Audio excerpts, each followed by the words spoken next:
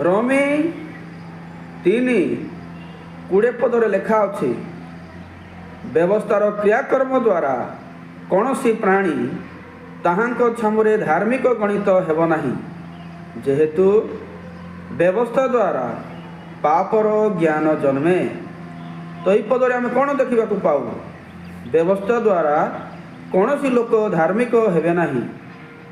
केवल व्यवस्था पढ़िबा द्वारा लोक माने निज ठारे पापर ज्ञान पाइबे।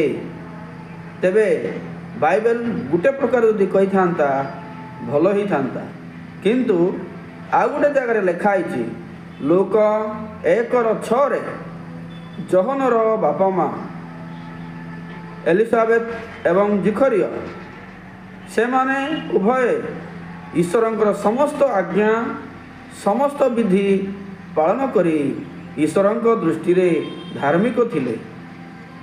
देखंतु से माने समस्त आज्ञा समस्त विधि पालन करिकी ईश्वरंक दृष्टि रे धार्मिक थिले बोली लेखा। किंतु रोमी 3:20 ईश्वरंकर व्यवस्था आज्ञा पालन द्वारा किए भी धार्मिक हेबे नहीं, केवल पापर ज्ञान जन्मे बोली लेखा अछि। तेबे ए दुईटी परस्पर अर्थ कौन? ए प्रकार सत्य केमती आमे बुझी पारिबा?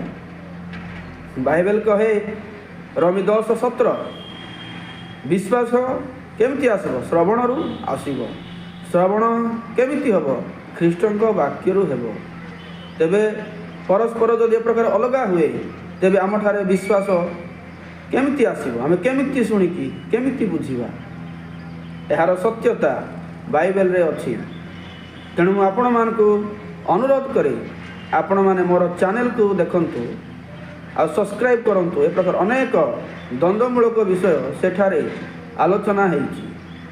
जदि आपण माने देखिबे बहुत खुशी हेबे, आशा पाइबे एवं अनेकों शिक्षा देवा निमंते उपयोगी हेबे।